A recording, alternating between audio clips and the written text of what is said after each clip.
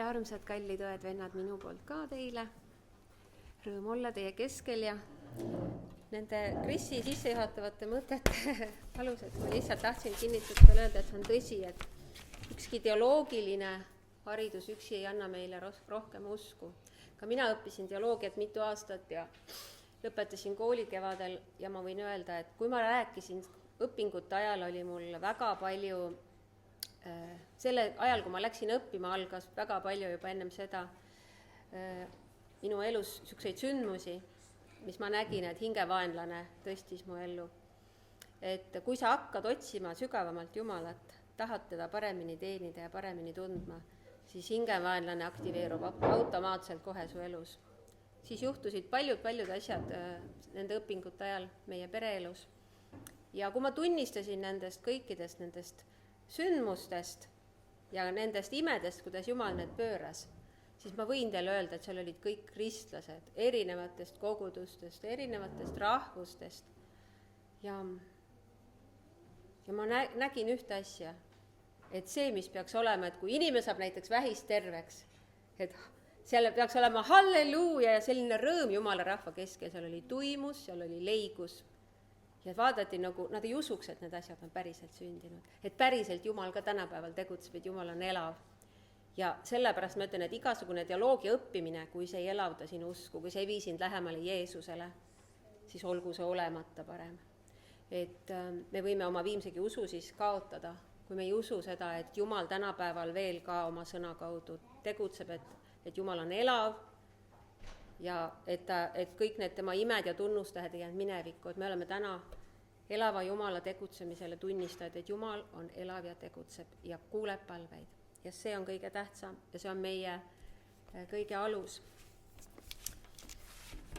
Meie ootame ju ärkamist ja oleme palvetanud seda kõik need aastad siin ja kogu meie Eesti kristlaskond palvetab, aga minu küsimus ongi see, kas meie oleme valmis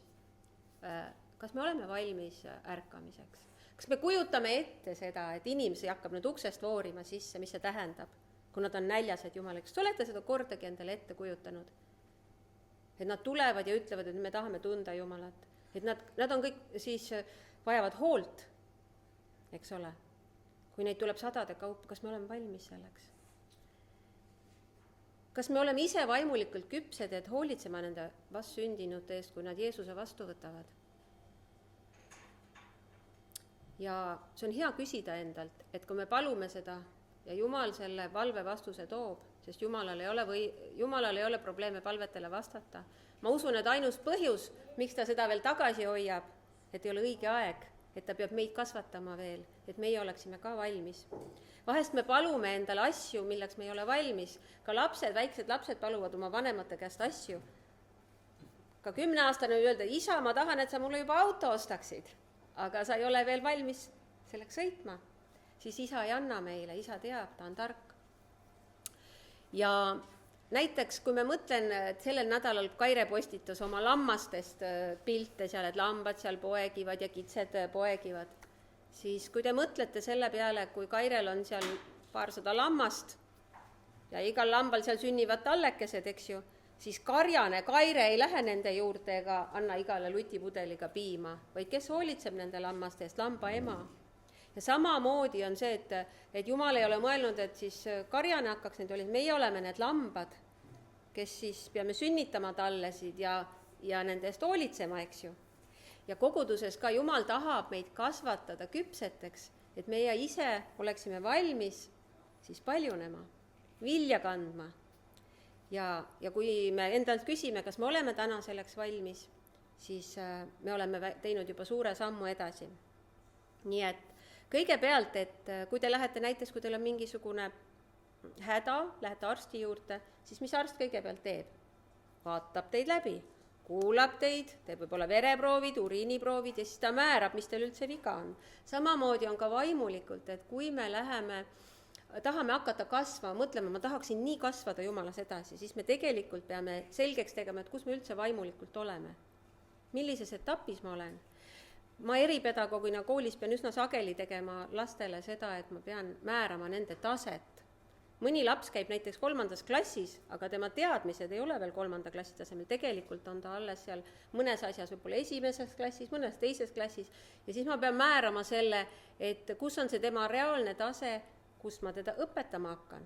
Ja samamoodi on ka meie elus oluline see, et me oskaksime iseenda, Piibel ütleb ka, et uurige iseendid, vaadake, et kas te olete usus, me peaksime ennast analüüsima aeg-ajalt ja ma usun, et täna on ka hea aeg võtta aeg maha ja analüüsida ennast, kus ma olen usus, missugune on mu vaimulik areng.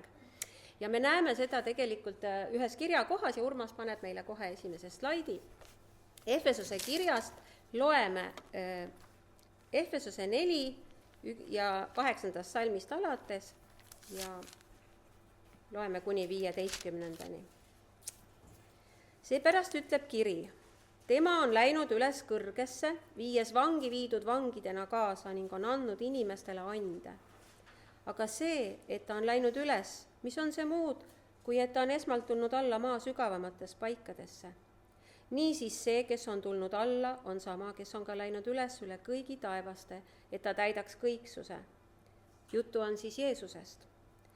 Tema on see, kes on pannud mõned apostleiks ja mõned prohveteiks, mõned evangelistideks, mõned karjaseiks ja õpetajaks, et pühi inimesi valmistada abistamistööle Kristuse ihu ülesehitamiseks, kuni me kõik jõuame usu ja Jumala poja tundmise ühtsusesse, saades täismeheks Kristuse täisea mõõtu mööda, et me ei oleks enam väetid lapsed, keda pillutab ja kõigutab iga õpetuse tuul, et inimliku pettemänguga eksitusse kavaldada, vaid et me tõtt rääkides armastuses kasvaksime kõigiti selle sisse, kes on pea, Kristus. See kirjakoht räägib meile küpsuse saavutamisest, et see on tegelikult koguduse siht. Jumala plaan on, et me kõik kasvaksime. Ta räägib siin väetitest lastest, teistes kirjakohtades Piiblis nimetatakse vastsündinuid, imikuid, räägitakse lastest ja räägitakse siis ka täiskasvanutest ehk küpseteks. Ma usun, et iga perekond, Reesa ja Christopher, siin näete, on juba 3. laps sündinud, nad näevad, kuidas lapsed ju kasvavad pidevalt. Te oleksite kindlasti väga mures, kui teie lapsed ei kasvaks. Kui paar aastat on möödunud ja lapsed on ikka sama suurused ja kui nende, võib-olla nad füüsiliselt kasvavad, aga kui nende vaimne kasv ei oleks sealmaal, ei läheks edasi. Kui näiteks laps peaks kooli minema, aga ta ei ole kooliks valmis, siis te oleksite väga mures. Ja tegelikult me näeme, et Piibel õpetab meile, et füüsilise arengu, mida me siin maa peal näeme, ja vaimse arengu vahel on väga tihedad seosed, need on väga sarnased. Ja usun, et iga vanem igatseb, et tema laps kasvab küpseks ühel päeval, hakkaks ka vilja kandma, loob oma pere, sünnitab oma lapsed, kes omakorda, et see on nagu elus määratud meile nii sündima, see on Jumala poolt seatud, et me kannaksime vilja. Kui me vaatame looduses, nii on see loomadel, nad paljunevad, kannavad vilja, taimed on seatud nii, et meis on seeme, need kannavad vilja ja see omakorda toodab elu ja toodab elu. Me nägime Jeesuse tähendamissõnas Viinamäe loos, me näeme seda, et need on, mis on kuivanud, mis ei kanna vilja, ta lõikab ära. Ja kui me mõtleme seda, et vaimulikus elus me saame ka Jumalale vilja kanda, täna me räägime sellest, et mis see siis on siis. Nii et siin on üks väikene elukaar, inimese elukaar, nii mees kui naine on siia toodud, kõigepealt me oleme beebid, siis me oleme lapsed, siis me oleme noored täiskasvanud ja siis me oleme siis meie vanadus. See on iga inimese elukaar, eks ju. Võib-olla mõne elu lõpeb varem ära, ta ei jõuagi sinna vanadusse, osad jõuavad vanadusse ka, aga Jumal tahab, et me pidevalt kasvaksime, et meie areng ei peatuks. Ja kõige esimene, millest meile Piibel räägib, on siis imikuiga. Ja ma palun, et Urmas paneks uue slaidi. Ja vaatame siis 1. Peetruse kirja 2. peatükki ja 2. salmi ja loeme koos selle. 1. Peetruse 2.2. Nagu äsja sündinud lapsed, igatsege vaimulikku selget piima, et te selle varal kasvaksite pääste poole. Kui beebi sünnib, Reesal on just sündinud 10-päevane beebi, siis tal on eluliselt oluline, et ta saab piima. Kui ta seda ei saa, siis ta elu on ohus, on talle eluohtlik, ta sureb ära. nii et siin me näeme selles kirjakohas, et miks on meile vaja vaimulikku selget piima, et me kasvaksime pääste poole. Kui meie ei saa seda Jumala sõna piima, siis meie samamoodi vaimulikult sureme. Uuesti sündinud kristlane, kui ta on just Jeesuse oma ellu vastu võtnud, siis ta on vastsündinu. Ta on imik. Ja nii nagu tuleb füüsiliste beebide eest hoolt kanda, nii tuleb ka vaimsete beebide eest hoolt kanda. Nendega tuleb teha järeltööd, tuleb palvetada, rääkida, sööta neile. Ja me näeme, et imikule iseloomulikud tunnused on, et sa ei saa neid midagi oodata, nad on sinust täielikult sõltuvad ja ta ei oska iseenda eest hoolt kanda, eks ole. Ta ei kõnni veel, teda hellitatakse, ta ei pane end ise riidesse, ta sööb ainult piima ja ta on süütu. Kui inimene võtab Kristuse vastu, siis Kristuse Jeesuse veri on puhastanud teda kõigest minevikust. Ta on süütu Jumala ees. Ta alustab oma elu puhtalt lehelt. Ja esimene, kes tuleb teda süüdistama, on kurat. Tema minevikuga. Vaata, mida sa kõik oled teinud, aga Kristus on ta mineviku ära pesnud. Ja sellepärast ta vajab vanemaid, kes õpetavad teda, vaimulikke vanemaid, kes ütlevad talle, ära lase kuradil süüdistada. Kristus on pesnud sind puhtaks oma verega, sul on uus võimalus, sa oled uus loodu Kristuses Jeesuses. Esimese Thessalonika kirjas Paulus räägib, kuidas nad läksid Thessalonikasse, kuulutasid evangeeliumi ja kuidas siis inimesed tulid seal usule ja kuidas Paulus hoolitses nende noorte usklike eest. Ja ma loen esimese Thessalonika kiri 2. peatükk ja salmid 7 ja 8. Kuigi me kui Kristuse apostlid oleksime võinud olla tähtsad, vaid me olime malbed teie keskel, nii nagu toit ja ema hellitab oma lapsi. Nõnda oleksime meiegi helluses teie vastu andnud hea meelega teile mitte üksnes Jumala evangeeliumi, vaid ka oma hinge, kuna te olite saanud meile armsaks. Paulus räägib siin, kuidas nad hoolitsesid vastsündinud usklike eest. Malbed ja nagu toitjad, nagu ema hellitab oma lapsi.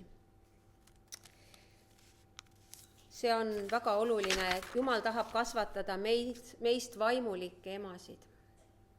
Et igaüks teist oleks võimeline hoolt võtma noore kristlase eest. Jumal tahab, et sa kasvaksid selliseks kristlaseks. Mitte see, et ei, mina ei oska, mina ei tea mitte midagi. See pastor tegeleb nendega. See ei ole võimalik, kui me palume ärkamist, siis igaüks peab võimalik olema hoolitsema väikeste tallede eest. See ei ole pastori töö, see on meie igaühe töö. Ja küsi Jumala käest, Jumal, milles ma veel vajan kasvada, et mina oleksin ka see vaimulik ema, nii nagu Paulus kirjeldab meile. Mõned tahavad jääda imikuteks. Tegelikult ma ütlen, kui me vaatame kogu maailma laius kirikut, siis on väga palju neid, kes jäävadki imikuteks. Lutsuus ja ta tahaks ainult, et tema eest hoolitsetakse, teeb ainult vää ja tulge jookske kõik minu ümber. Aga Jumal ei taha, ta ei ole iial mõelnud, et koguduses me jääksime imikuteks. Mäletate, kunagi ma näitasin teile ühe pildi, kus oli vana mees istus käru sees, lutt oli suus. Ma täna ei hakanud seda pilti siia uuesti panema, aga nii nagu me päris elus ei taha seda pilti, me ütleme, et see ei ole normaalne. Nii ei ole vaimulikult normaalne, et sa käid aastaid koguduses ja sa ei kasva. Sa pead kasvama, see on normaalne, et sa kasvad Kristuses.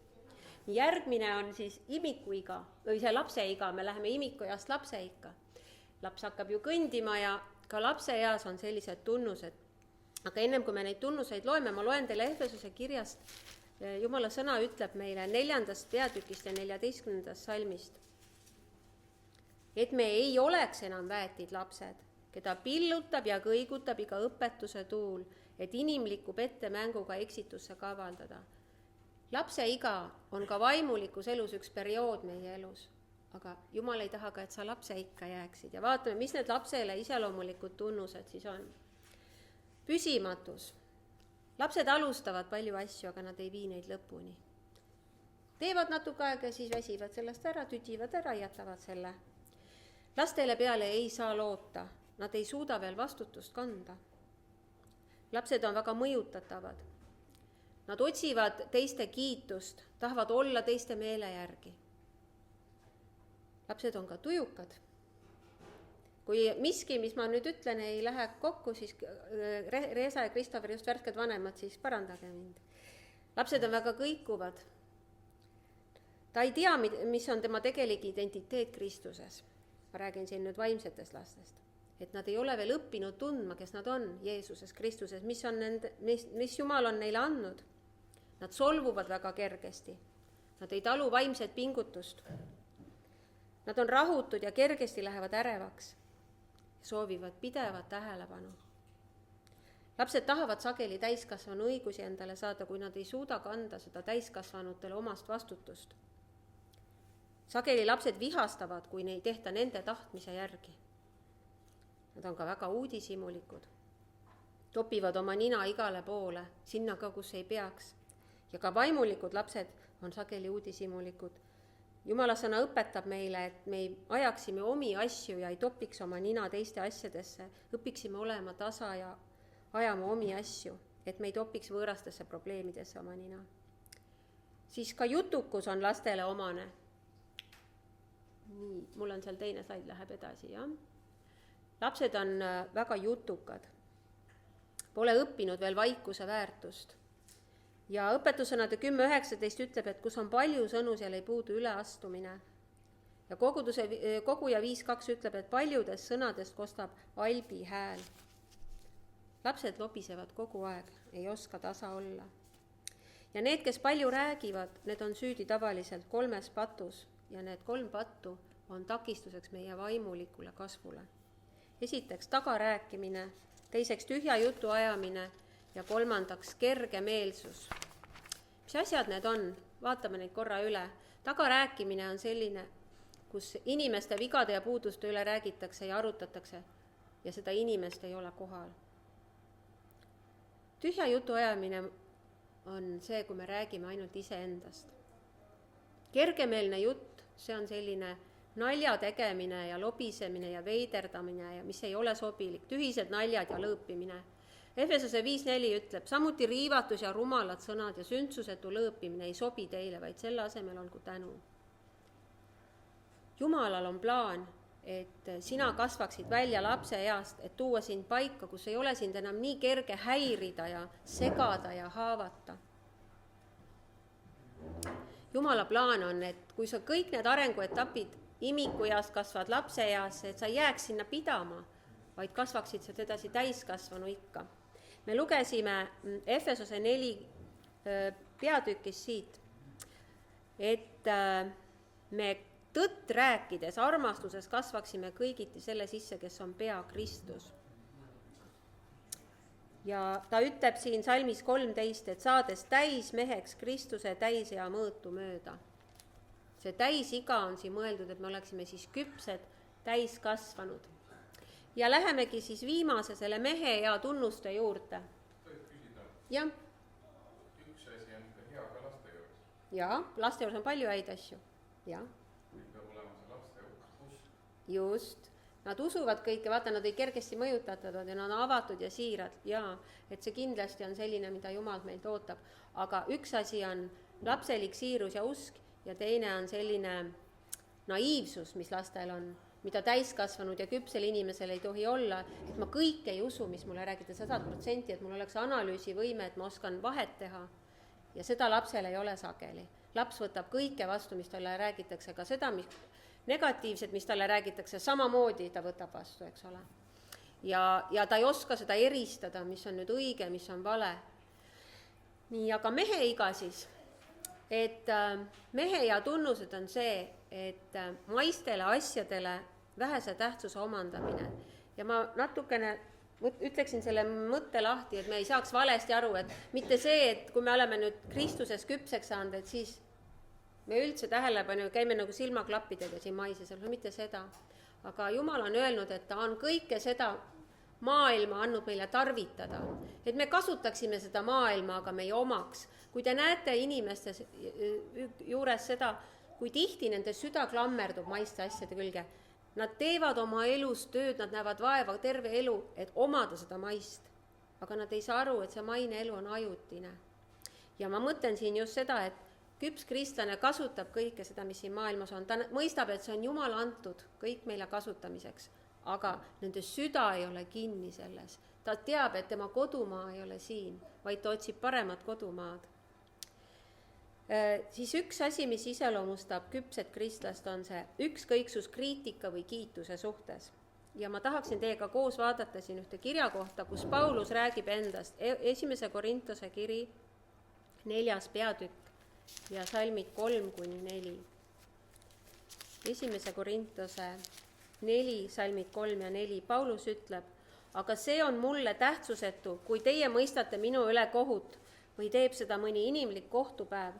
Ka ma ise ei mõista enda üle kohut, sest ma ei tea enesel olevat ühtegi süüd, kuid selle põhjal ei ole ma veel õigeks mõistetud, sest issand on see, kes minu üle kohut mõistab.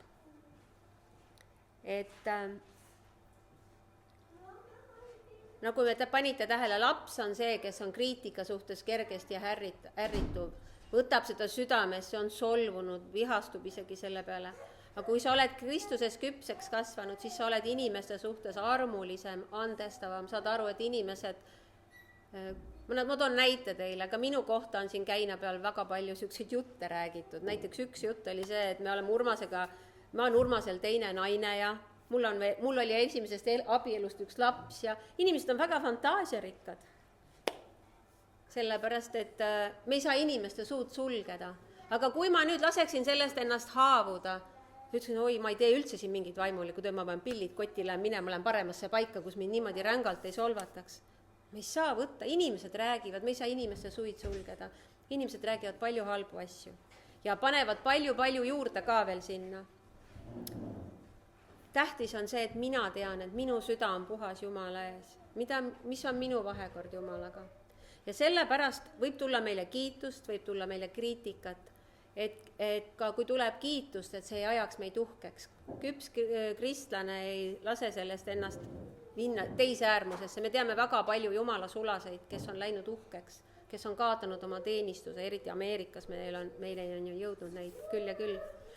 Et me peame Jumalalt paluma seda küpsust, et nagu Paulus, et ta oli kasvanud armus ja otsis ainult Jumala tunnustust.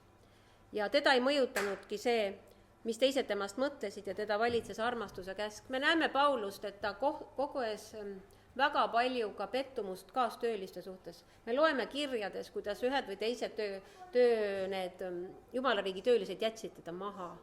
Väga keerulistes olukordades hülgasid teda ja ta jäi üksi. Aga Paulus jäi tugevaks, ta jäi püsima Jumala armu läbi. Ja teda valitses armastuse käsk. Ta ei läinud kergesti uhkeks ega solvunud kergesti. Ja sellepärast sellel oli üks põhjus, et Paulust valitses Jumala vaim. Ta oli kasvanud Kristuse tundmises. Üks väga teine tähtis tunnus on, et võime ära tunda Jumala tegevust. Mida ma sellega mõtlen, on see kirjakoha, ma tooksin näidiseks Joosepist. Mäletate Joosepit, kuidas ta nägi jumalikke unenägusid, need oli prohvetlikud unenäod, ta teadis, ta jagas neid oma vendadele, ta sai palju kriitikat, ta sai palju vihkamist selle tõttu, et ta jagas. Ja kui ta kõik need aastad, mida ta kannatas vanglas, Potifari kojas, aitas teisi pidevalt, ise sai vastu negatiivset, unustasite sinna vangikotta. Ja siis tuli see hetk, kui teda ülendati, ühel päeval Jumal pöördas selle kõike. Ja siis tal oli võimalus, kui need vennad tulid kätte maksta. Kas ta tegi seda? Ta ei teinud seda. Ta lihtsalt ütles, et see on olnud Jumala plaan. Et kas sina küpse kristlasena näed ka kõike seda võib-olla negatiivset, mis su elus on öelnud, et see on osa Jumala plaanist, sest kui sa tunned Jumalat, sa tead seda, et ilma isa teadmata ei sünni mitte ühtegi asja sinu elus. Et Jumal pöörab heaks ka halvad asjad sinu heaks. Kui mõtelge Joosepi peale, kui ta oleks seal vanglas alla andnud, ütlen, et Jumal, ma rohkem ei usalda sind. Pisut enne oma ülendamist. Et me saaksime ka nii tugevaks, et kui inimesed meid ei mõista, kui inimesed meid ei tunnusta, kui nad ei näe, mis me teeme, võib-olla nad hoopis näevad veel negatiivselt selles, mida sina püüad head teha, et siis ei kõigutaks sind. Jumal tahab, et sa saaksid nii tugevaks, et sa suudaksid õnnistada teisi. Me näeme, kuidas Jumal Joosepi kaudu õnnistas kogu perekonda, isa, vendasid, nende peresid ja sellest sündis juudi rahvas. Jumal on alati suurem plaan sinu elus. Jumala plaan ei keerle ainult sinu perekonna ja sinu enda ümber. Jumal tahab sinu kaudu, kui sa oled ustav, alati õnnistada palju suuremat hulka. Ja sellepärast me peaksime saama nii tugevaks, et mitte lasta ennast igast väiksest asjast häirida. Mida iseloomustab veel küpset kristlased, ta võtab vastutust. Ta on usaldusväärne, ta läheb lõpuni, isegi kui kiviseina on vastas, ta teeb seda asja, raskused, mis ta ette tulevad, takistused, mis ta ette tulevad, need ei võta teda rajalt maha. Jumala isiklik tundmine ja temaga koos käimine on ka üks tunnus. See tähendab seda, et ta toitub Jumala sõnast, ta tunneb Jumalat isiklikult. See piibeli lugemine ei ole nii, et ma olen täna nüüd hommikul seal ära teinud. Linnuke on kirjas, vaid ta uurib Jumala sõnaga selle eesmärgiga, et paremini tunda Jeesust, paremini tunda Isa, paremini tunda Püha Vaimu, kuidas Jumal toimib, tegutseb. Ja ta võtab seda sõna kui isiklikku armastuskirja iseendale. Ta ei loe seda lihtsalt religioossusest, mingisugusest kombe täitmisest ja selles on väga suur vahe, kuidas me Jumala sõna loeme. Siis iseloomustab küpset kristlast see, et tal on vaimulik distsipliin tema elus. See ei ole nii nagu, väga aitäh sulle, Taimi, et sa täna jagasid väga ilusti seda oma vaimulikku kasvamist, et see ei ole niimoodi, et piibel lebab seal nädal aega riiuli peal ja siis koguduses ta kuuleb ja siis ta läheb jälle. Et kui me mõtleme selle peale, et igaüks meie ihud, füüsilised ihutavad 3 korda päevas vähemalt süüa saada, mõni sööb veel rohkem ja veel tihedamini, siis kuidas me toidame oma vaimulikku inimest?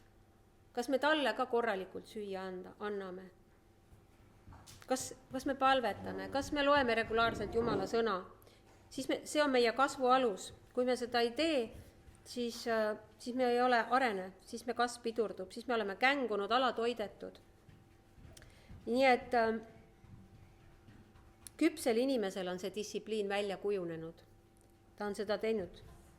Ja ta kuuleb, tal on kerge kuulda Jumala häält, sest ta on harjunud Jumala ees vaikselt olema. Me rääkisime lapse eas, et laps tahab kõike endale, ta on enesekeskne. Kõik keerleb tema ümber. Mõned inimesed kogudustes on ka nii, et nad käivad aastakümneid koguduses, nad kogu aeg ootavad, et neile antakse kõike, nemad saaksid kasu, nende ümber käib elu, aga nad ei tule kunagi ega ütle, et kas mina saaksin ka kuidagi panustada, kas ma saaksin kuidagi aidata, kas ma saaks ka milleski kaasa teenida. Ja kui me seda ei ole, siis me jäämegi nagu lapseks ja see ei ole normaalne. Jumal tahab, et me kasvaksime välja, et me hakkaksime ka panustama. Et üks küpse tunnus on see, et me tahame teisi teenida. Ja küps kristlane jääb väärikaks ka selles olukorras, kus temaga käitutakse halvasti, ta ei hakka vastu, nagu Jeesus ütles, et ta ei sõimanud vastu, kui teda sõimati, vaid ta oli tasane, ta oli väärikas. Kuidas me käitume maailma keskel, kui maailm solvab meid, kas me jääme väärikaks? Kas me suhtume armastusega nendesse inimestesse, kes meisse suhtuvad halvasti? Jeesus palus isegi ristil oma vaenlaste, siis anna neile andeks, sest nad ei tea, mida nad teevad. See, kes on küps Kristuses, ta teab, kes ta on Kristuses, see ongi tema tugevuse allikas. Kas te olete tähele pannud, et see raamat, mis meil on jäetud, see on esimesse osasse on kirjutatud Vana testament ja siis tuleb Uus testament. Testament on pärand. See on leping. Kui sa näiteks, su keegi lähedane on sulle teinud pärandi, sureb ära, sa lähed seda avama, siis avatakse pärand ja siis loetakse, mis sulle on jäetud, mis on sinu õigused, mis on sinu lepingupunktid. Ja Jumal on meile jätnud Uues testamendist lepingu, pärandi. Ja küps kristlane teab, mis see pärand on, kes ma olen Kristuses, millised õigused mul on. Kui meie kristlaskond teaks kõike seda iseenda sees, rakendaks ellu, siis meil ei oleks seda, et me laseks kuradil ennast materdada niimoodi, siis me seisaksime nende õiguste peal. Me ütleksime, Isa, need on minu õigused ja Isa seisab, aga me peame tundma oma pärandit, sellepärast me peame uurima, mis siin kirjas on selles lepingus. Sellest tekib meil ka Jumalapoja tunnetus, kui me loeme seda. Kes me oleme Kristuses, mida Kristus on meie jaoks. Küps kristlane oskab ka aega kalliks pidada ja oskab oma aega hästi juhtida ja kasutada. Ta ei raiska aega. Küpsuse tunnus on ka teadlik olemine oma andidest ja kutsumisest Jumala riigis. Mäletate Jeesuse lugu talentidest? kes mattis oma talendi maha. Jumal tahab, et sa kasutad seda talenti, olgu seda 1 talent või olgu seda 3 või 10, aga Jumal ei taha, et sa maha matad selle, sest et ikka mind on väga puudutanud see kirjakoht piiblis, ütleb, et argade ja uskmatute ja hoorajate ja varaste osa on tule ja väävli keres. Kas te olete mõelnud, et seal esimene on argade osa? Mis oli selle mehe probleem, kes mattis selle talendi maha?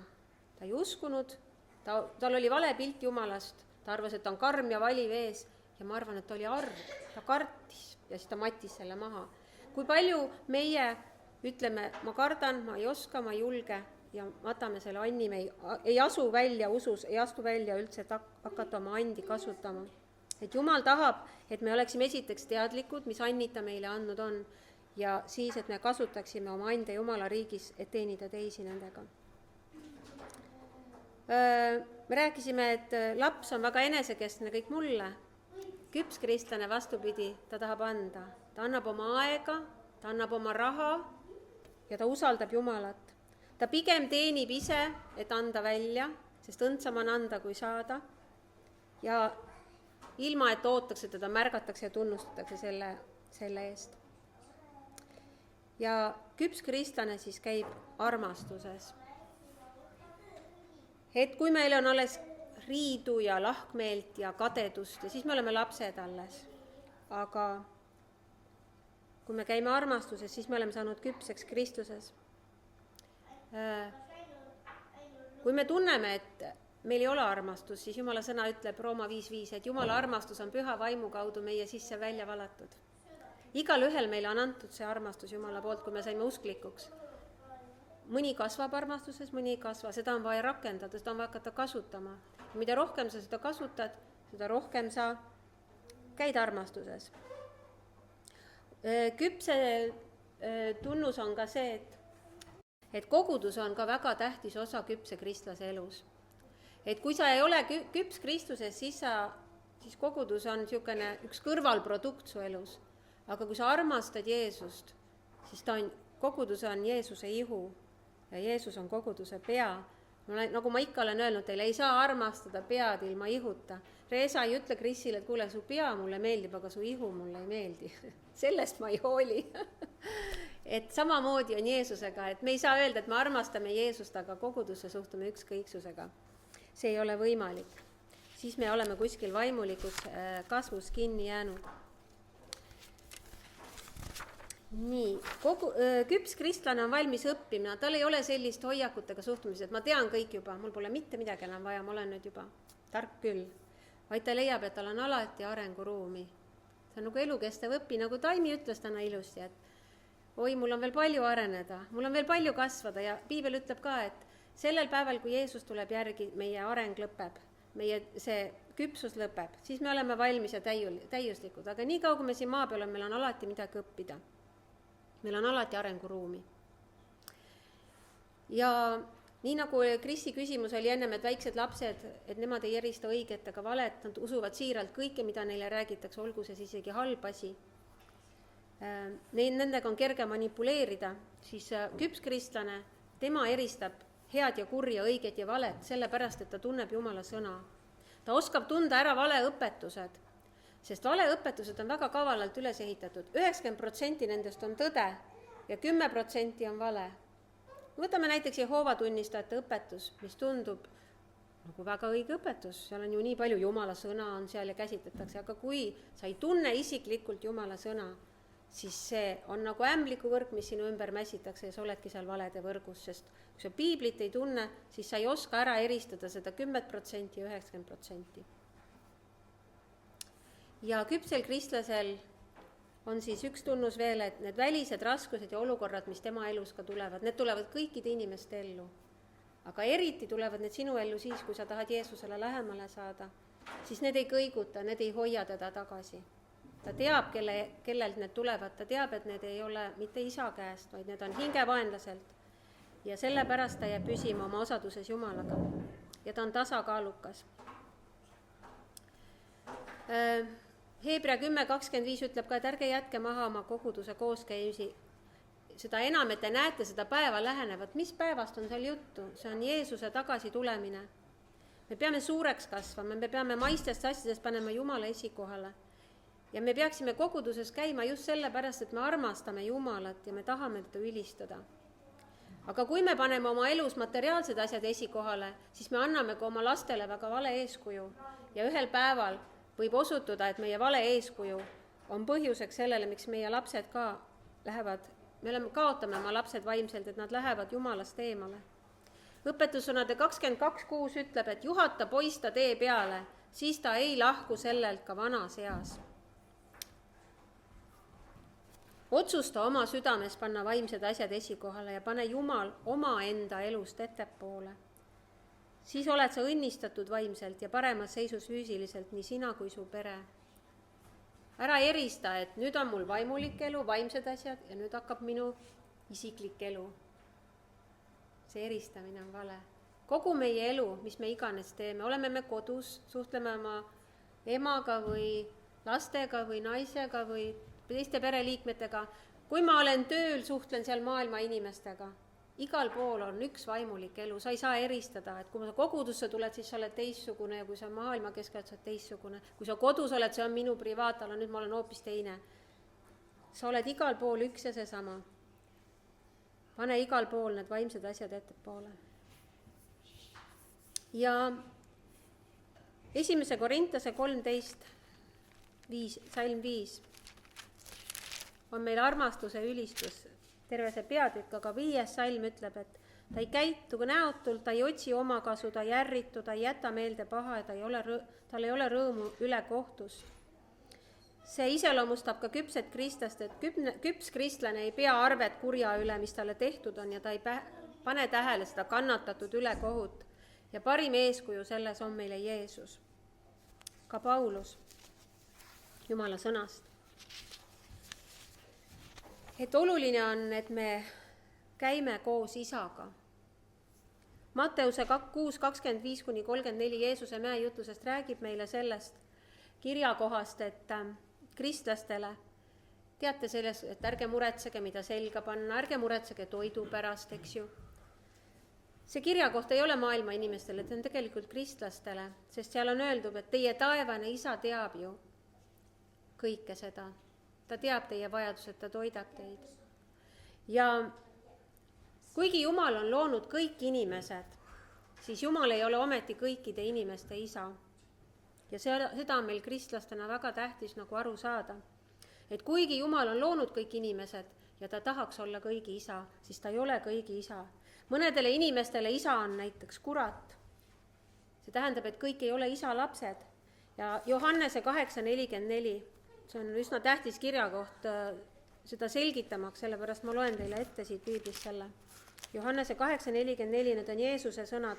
Ta ütles, teie olete oma isast kuradist ning te tahate teha oma isa himude järgi. Tema on mõrtsukas algusest peale, ta ei püsinud tões, sest temas ei ole tõde. Kui ta räägib valet, siis ta räägib enda oma, sest ta on valetaja ja vale isa.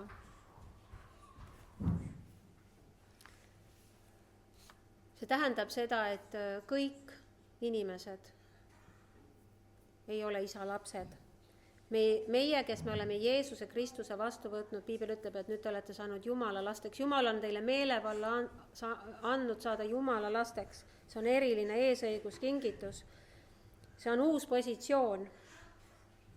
Aga kurb on see, kui ka Jumala laps ei tunne isa. Sellepärast on väga oluline, et me peame õppima kasvama oma taevase isa tundma õppimises. Taevane isa on huvitatud igast oma lapsest. Taevane isa on andnud igale ühele samasuguse armastuse. Jumalal ei ole lemmiklapsi, et sind armastan rohkem ja sind armastan vähem. Mõnikord maised vanemad on teinud seda ja mõnel on sellest väga kurb ja traagiline ja traumaatiline kogemus, et tema peres on armastatud ühte last rohkem kui teist, aga taevane isa on armastanud sind sama armastusega, kui ta armastas Jeesust. Kui me mõtleme selle peale, milline suur armastus on Jumalal meie vastu. Me teame, et taevane isa on lahke ja armastav. Johannese 3:16 ütleb ta on maailma armastanud, et ta on andnud oma poja, et ükski, kes temasse usub, ei saaks hukka, vaid et oleks igavene elu. Jumal on andnud, tema armastus on andev kõigile võrdselt. ja sageli me oleme siin teenistustel ka mõtisklenud selle üle, et miks Jeesus ei olnud juutide poolt vastu võetud, miks nad ei nagu tunnetasid ära, aga ikkagi nagu olid tema vastu ja hakkasid teda süüdistama ja tahtsid, et ta tapetaks. Sest Vana Testamendi juudid, nad ei tundnud Jumalat isiklikult, nad ei tundnud teda isana. Ta oli karm valitseja, 10 käsku. Mäletate seda lugu, kui Mooses läks neid saama, neid käskusid Jumala käest, nad ei tohtinud puudutada mäe pihta, et nad ei hukkuks. Neil oli hirm Jumala ees. Jumal oli hirmuvalitseja, kelle käske tuli täpselt täita. Aga Jeesus tõi hoopis uue pildi isast. Jeesus on armastav Jumal. Ta näitas, et isa armastab, isa hoolib, ta kannab hoolt meie vajaduste eest, ta täidab oma isa rolli. Ta ei ole nii, nagu meie maised isad sageli on olnud. Ja me näeme ka Paulus ütleb oma kirjades seal, ma põlvitan isa ees. Ja meil on kristlastena, Jumala lastena väga hädavajalik, et me õpiksime Jumalat tundma kui oma isa. Et kui me loeme piiblit, siis me õpime, et isa, ilmuta mulle, milline sa oled. Sest see muudab meie arusaamist Jumalast. Ja see toob meid Jumalale ligi rohkem, kui me eales arvame. Ta võib olla Jumal patustele, aga meile on ta isa. Ja kuidas siis me võime isa rohkem tunda? Sageli me elame oma usuelu tunnete peal, kui mul on see tunne, aga Jumal tahab, et me käiksime sõna järgi. Sõna ilmutab meile, kes on isa. Ja mida rohkem me loeme selle eesmärgiga, et isa, ilmuta mulle ennast sõna läbi, kes sa oled, seda tugevamaks, stabiilsemaks muutub meie vaimulik elu. Ja me võime olla kindlad, et tema täidab isa rolli.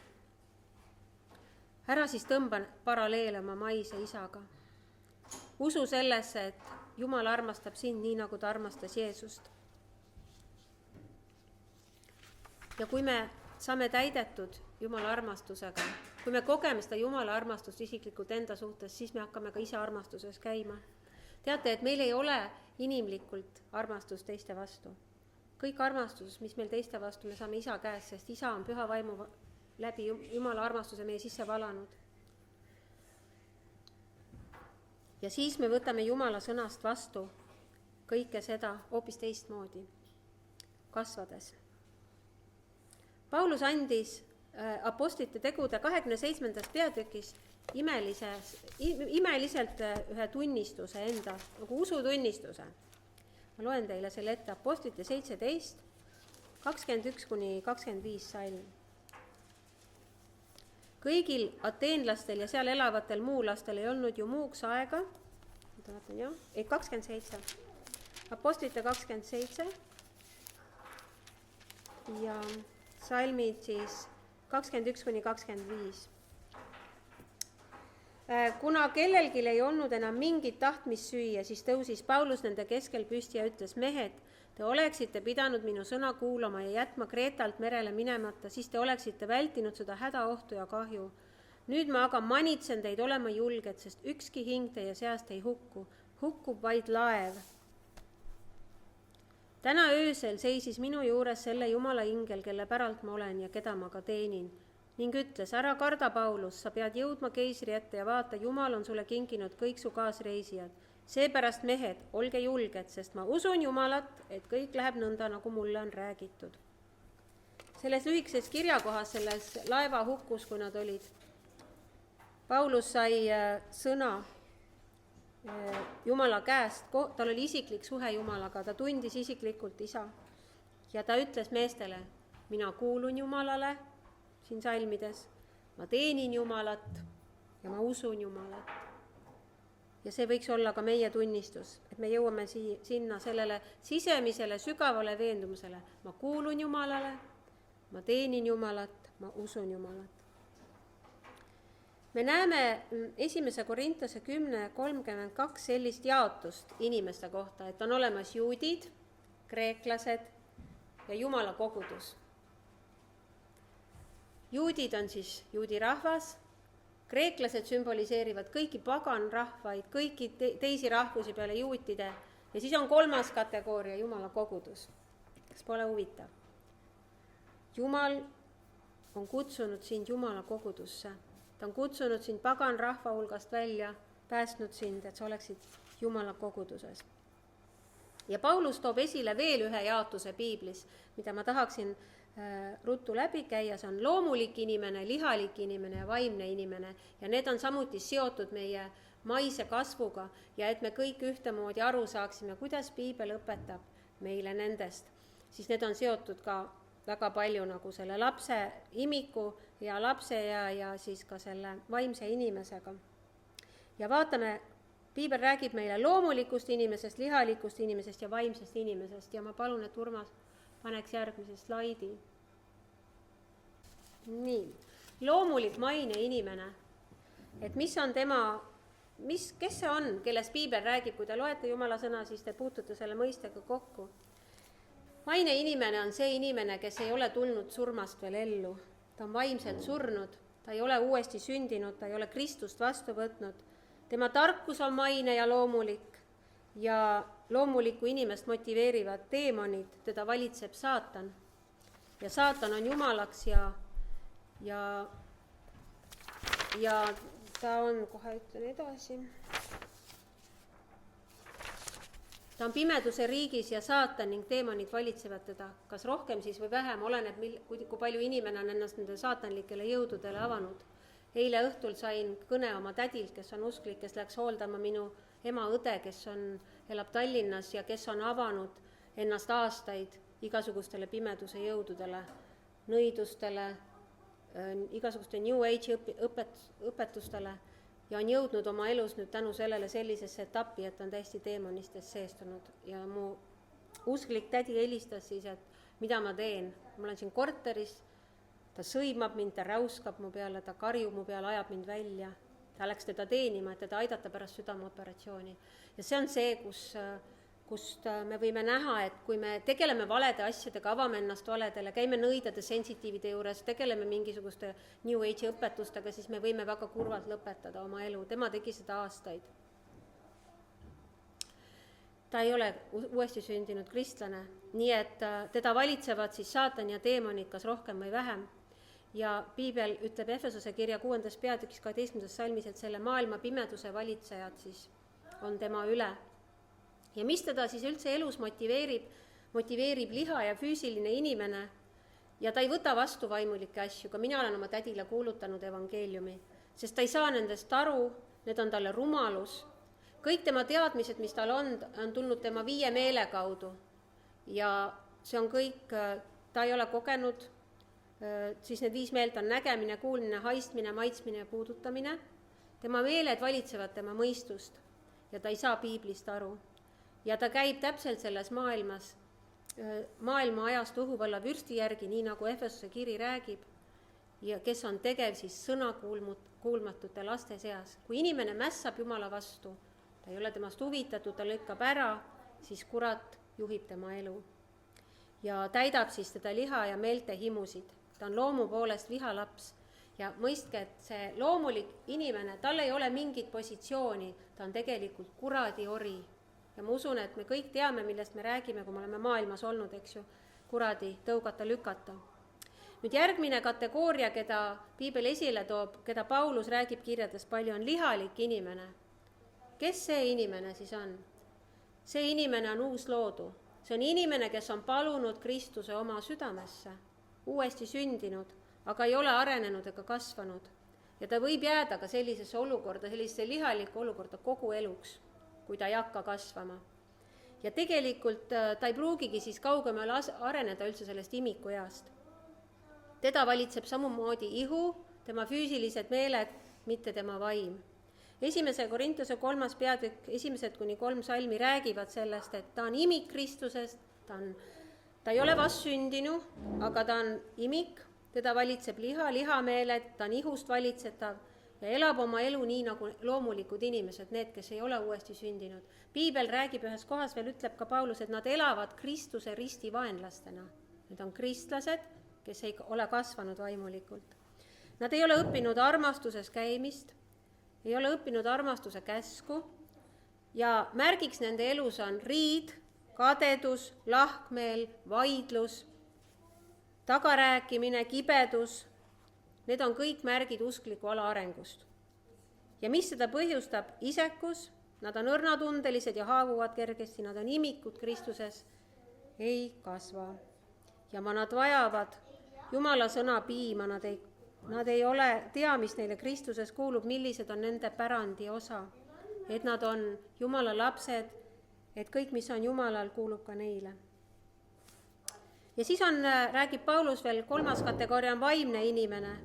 See on siis inimene, kes on küps, nagu me rääkisime, kes on kasvamas Jumala asjadest ja Jumala vaim on saavutanud sellise protsessi tema elus või sellise seisundi tema kõik nende mõistuse ja liha üle, füüsiliste meelte üle, et Jumal valitseb teda oma sõna ja oma vaimu läbi. Ja ta teab, mis talle kuulub Kristuses Jeesuses ja kasutab selle ära. Ta on siis joonud Jumala juures sügavast kaevust, söönud Jumala sõna toitu. Ta on ennast läbi immutanud Jumala armastusest ja ta on õppinud isa tundma ja ta on teadlik isa ligiolust. Ta tunneb Jumala poega, mitte ainult päästjana, vaid ta tunneb Jumala poega kui ülempreestrit, kes istub isa paremal käes, kes palvetab meie eest, kes kostab meie eest, kes on meie karjane, kes on meie issand. Et ta tunneb Jumala poega sügavamalt ja ta käib oma elus kõiges selles reaalsuses, mida ta on õppinud tundma. Ta uuendab oma meeli Jumala sõnaga, ta tunneb püha vaimu, on temaga lähedane ja ta tunneb oma pärandit. Nii et lõppkokkuvõtteks ma tahaksin öelda seda, et imiku seisundit koguduses saab ravida ainult Jumala sõna uurimisega, sellest toitumise ja sellest praktikasse panekuga. Et mis on siis meie õige toit? Mina soovitan lugeda kogu piiblit, aga eelkõige Uut Testamenti, lugege kirju, mis on kirjutatud kristlastele, need on kristlase toit, evangeeliume, mis on meie toit, mida Jeesus on jätnud. Tea, kes sa oled Kristuses ja Kristus sinus ja mis on sinu seisund Jumala ees. Kasva täieks meheks, küpseks ja täisealiseks Kristuses, et Jumal saaks tuua ärkamise, et inimesed saaksid, kui nad tulevad, et keegi võtaks nende eest hoolt, et need beebid ei sureks. Ja iga tegu või sõna, mis ei ole tehtud armastuses, on patt. Nii et armastus peab valitsema meie südameelu. Nii et uuenda oma meeli Jumala sõnaga, ära lase sellel maailma voolul ennast kaasa vedada. Las vaim juhib meid sõna läbi. Ja üks väga tähtis asi, mis veel on, me rääkisime siin, et püsivus on oluline, et sinu vaimne kasv ei toimu üleöö. Nii nagu laps läheb kooli 1. klassi, ei ole nii, et nädala pärast ta lõpetab juba 12. klassi, see on aastaid kestev töö. See on aastaid kestev protsess meie elus, aga tähtis on, et me läheksime kogu aeg edasi. Et see nälge janu meie sees oleks. Kui sa tunned, et sa jääd tuimaks, siis palveta, lase enda eest palveid teha, aga tähtis on, et sa tahaksid kasvada, et sa tahaksid alati rohkem ja rohkem Jumalat tundma õppida, et saada küpseks. Sest et see teeb rõõmu, kui me kanname vilja Jumalale. Jumal rõõmustab sellest, kui me kasvame, kui me saame küpseks ja teenime teisi ja teised saavad meie läbi õnnistatud. See on Jumala plaan koguduse jaoks. Ja kogudus on pandud selleks, et me üksteist toetaksime selles kasvamises, et me üksteist julgustaksime selles kasvamises, et üksteise eest palvetaksime ja et me räägiksime ka tõtt üksteisele armastuses. Armastus ei ole ainult see, et ma käin, naeratan ja patsutan õlale, vaid armastus on ka see, et me jagame üksteisega neid muresid, probleeme. Kui me tunneme, see ei ole häbiasi, kui ma tunnistan, et ma ei ole jäänud vaimulikult mingil etapi, olen millegi taha kinni jäänud, palun palveta mu eest. Ja ma täna sooviksin ka, et sa leiaksid praegu kellegi inimese siit endale ruumist, keda sa usaldad, kellega sa tahad olla ja jagaksid oma mõtteid ja et te saaksid üksteise eest palvetada praegu. Et võtame korraks sellise aja.